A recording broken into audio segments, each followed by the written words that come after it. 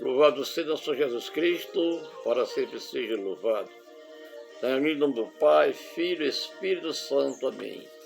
Que a graça do nosso Jesus Cristo, o amor do Pai, a comunhão do Espírito Santo esteja conosco. Queridos irmãos e irmãs, meu cordial boa tarde. Vamos gravar mais uma palestra das obras de Frei Inácio Larrañaga, do livro Arraste Ser Feliz, Pouco Podemos, né? Vou dividir essa palestra em duas etapas, por essa ser longa e o YouTube não aceitar, né? Então vou começar. Pouco podemos. Infinito em sonhos insignificantes e realizações. Assim é o homem, deseja muito, pode pouco. Aponta para o alto e alveja baixo. Faz o que não gosta e não consegue fazer o que gostaria. Esforça-se para ser humilde, não consegue. Tenta agradar a todos, não tem retorno. Propõe-se a realizar metas grandiosas, fica na metade do caminho. Luta para suprimir os rancores, estipar a inveja, acalmar as tensões, agir com paciência. Mas não se sabe que demônios internos lhe impedem a passagem e o fazem fracassar. Originalmente, o homem é isto: contingência, precariedade, limitação, impotência, e essa é a fonte mais profunda do sofrimento humano. O erro fundamental do homem consiste em viver entre sonhos e ficções. Porém, o capítulo 1 da sabedoria nos propõe olhar tudo com os olhos bem abertos, permanecer sereno, sem pestanejar, diante das asperezas da realidade, aceitando-a como ela é, e ter consciência de que somos essencialmente desprotegidos, sendo bem pouco que podemos, que nascemos para morrer, que nossa companheira é a solidão, que a liberdade está mortalmente ferida e com grandes esforços conseguiremos pequenos resultados. A vida do homem sábio deverá ser um constante passar das ilusões para a realidade, da fantasia para a objetividade. Precisamos declarar guerra aos sonhos, depenar as ilusões e avançar para a serenidade. Desde antes de nascer, o ser humano traz escrita em suas entranhas a história de sua vida em grandes traços, efetivamente marcadas ali nas menores unidades viventes chamadas genes. Traz o homem escrito em códigos cifrados as tendências fundamentais que dão forma à estrutura de uma personalidade. A criatividade e a afetividade, a intrepidez, a inibição, a atividade psicomotora, a capacidade intelectual, a sensibilidade, a nobreza, a generosidade, a mesquinharia, reações primárias ou secundárias. Tudo está marcado nas raízes do homem. Desde o século XX, os primeiros experimentos de biologia chegaram a estabelecer uma regra genética básica que atribui a ambos os progenitores, por igual, a participação dos traços hereditários.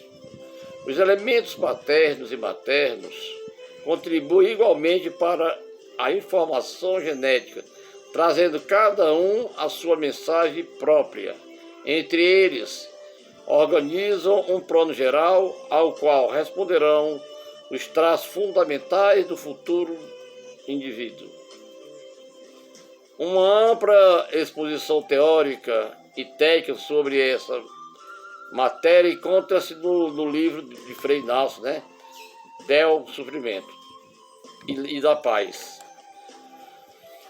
Dessa exposição doutrinal deduz-se que as áreas de opção são pequenas, que se a liberdade existe e funciona, está entretanto condicionada em amplas áreas de nossa personalidade, e que enfim podemos bem pouco.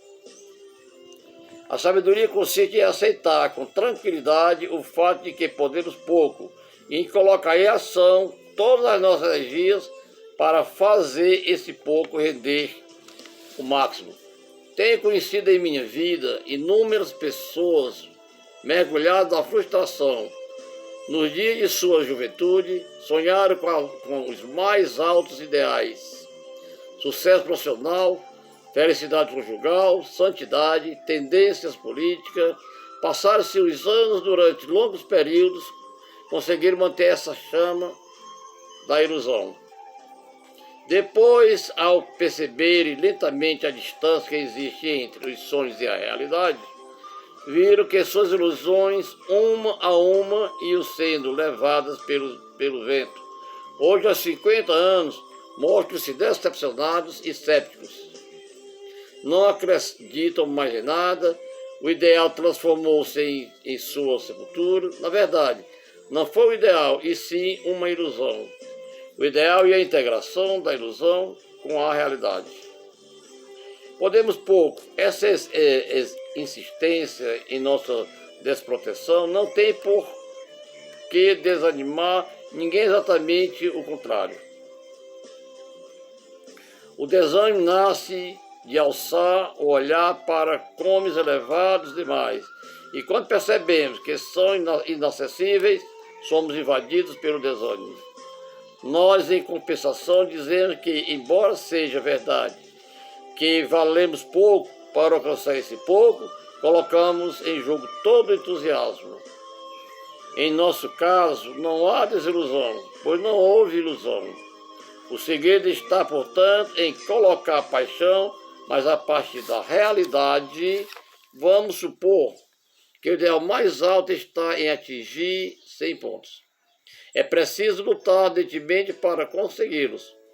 Mas você deve saber e aceitar de antemão e com serenidade que o mais provável é que consiga apenas 75, 47, 15 ou quem sabe apenas 5 pontos. Você deve aceitar de antemão essas eventualidades, pois caso contrário o despertar poderá ser amargo. A maneira concreta de evitar a frustração e a decepção é a seguinte: saber aceitar serenamente que sua capacidade intelectual é mais limitada que seu desejo de vencer, que sua felicidade conjugal ou seu sucesso profissional pode falhar, que nem sempre você será aceito em sua sociedade, que não faltarão inimigos e nem sempre por sua culpa, que sua influência será relativa no grupo que lidera. Aceite de antemão tudo isso e suas energias não se queimarão inutilmente. As pessoas não mudam, não podem mudar. Na melhor das hipóteses, podem melhorar. Como vimos, todas as pessoas carregam, marcadas em suas raízes, tendências de personalidade. Nasceu sensível, pode melhorar, mas morrerá sensível. Nasceu rancoroso, pode melhorar, mas morrerá rancoroso. Nasceu tímido, sensual, impaciente, primário, poderá melhorar, mas os códigos genéticos o acompanharão insistentemente até a sepultura. As coisas são como são, deixe-as ser como são, e dentro de suas possibilidades, libere o grande combate para a libertação. As pessoas sofrem, ansiando ser de outra maneira, desesperam-se quando percebem que isso é impossível e caem em um poço de complexos de culpa, repleto de serpentes que as mordem e as torturam.